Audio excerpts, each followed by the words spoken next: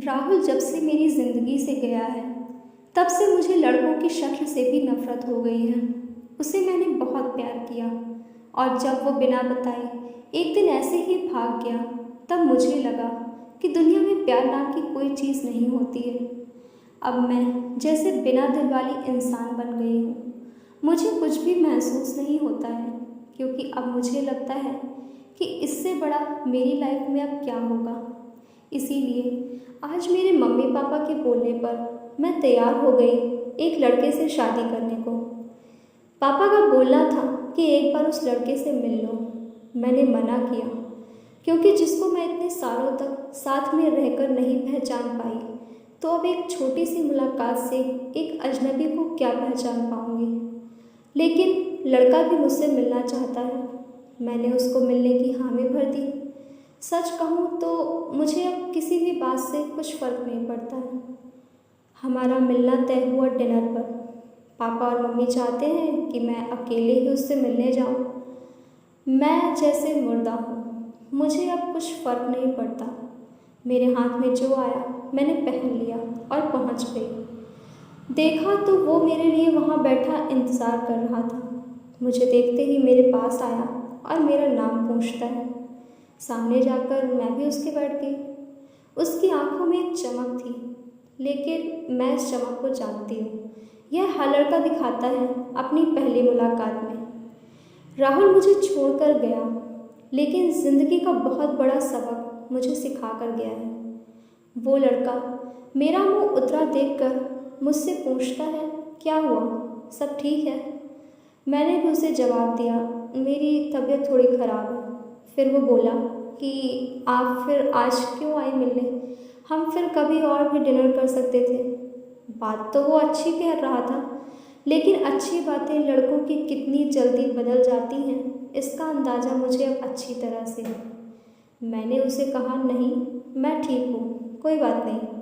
खाना मेरी पसंद का ऑर्डर किया। फिर अचानक उसको किसी का फ़ोन आया, और जब फ़ोन पर उसने बात की तो मैंने तय कर लिया कि अब मैं इससे शादी नहीं करूँगी। फ़ोन पर उसने अपना नाम बताया सामने वाले को, और यह वही नाम था जिसे मैं अब कभी अपने इस जीवन में सुनना नहीं चाहती थी। उसका नाम भी राहुल था। मैं भी हैरान थी। मैं इतनी ज़्यादा खोई हुई थी कि अभी तक मैंने उसका नाम नहीं पूछा, न पापा मम्मी से न ही उससे। मैं एकदम से खड़ी हो गई और उसको बोला कि मैं जा रही हूँ, मेरी तबीयत ज़्यादा ख़राब है। वो जैसे घबरा गया, मुझसे बोलता है कि मैं छोड़ देता हूँ आपको गाड़ी से, पर मुझे अब उसके मुंह से कही हर बात कांटे की तरह चुभ रही थी। उसको बिना जवाब दिए मैं वहाँ से चली जा रही थी। वो मेरे पीछे पीछे आ रहा था। मेरी आंखों से आंसू टपकने लगे और मैं बाहर टैक्सी और ऑटो का इंतज़ार करने लगी। आंखों में मेरी आंसू देखकर उसने मेरी बाँह पकड़ी और मुझे गाड़ी में बैठने को कहा।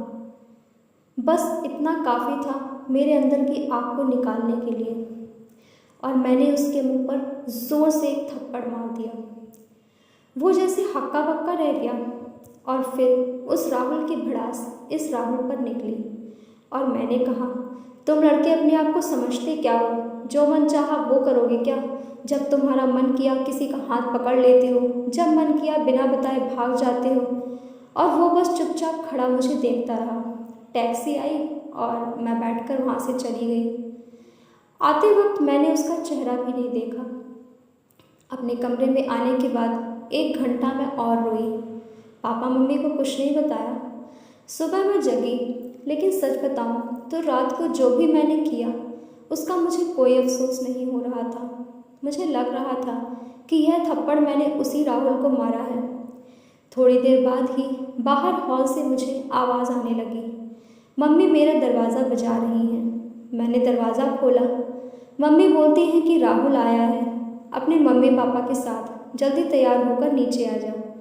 मुझे पता चल गया था कि वो ज़रूर कल रात की बात करने आया होगा, लेकिन मुझे कोई डर नहीं था। मैं नीचे गई। राहुल बैठा हुआ था। उसने मुझे देखा।